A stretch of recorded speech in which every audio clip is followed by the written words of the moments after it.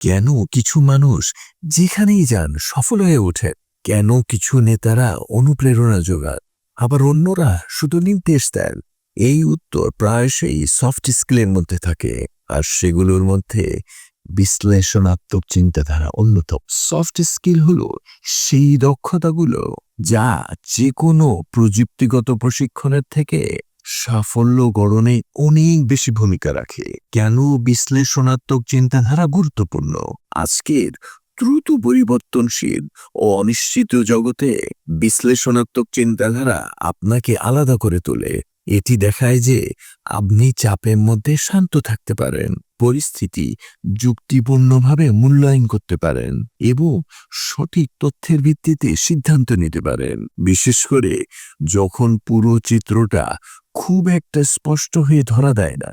নিয়োগকর্তা ও নেতারা বেশি মূল্যায়ন করেন তাদের যারা কাজ করার আগে চিন্তা করে এবং বিভ্রান্তির মাঝে স্পষ্টতা খুঁজে পায়। বিশ্লেষণাত্মক চিন্তাধারার অন্তর্ভুক্ত বিষয়বস্তু, তথ্য ও প্রমাণ বিশ্লেষণ করা, অনুমানগুলোকে প্রশ্ন করা, যুক্তিবাদী ও সৃজনশীল চিন্তা করা, যুক্ত পক্ষপাতহীন সিদ্ধান্ত নেওয়া, তাড়াহুড়া করে সিদ্ধান্ত নেওয়া ছাড়াই সমস্যার সমাধান করা।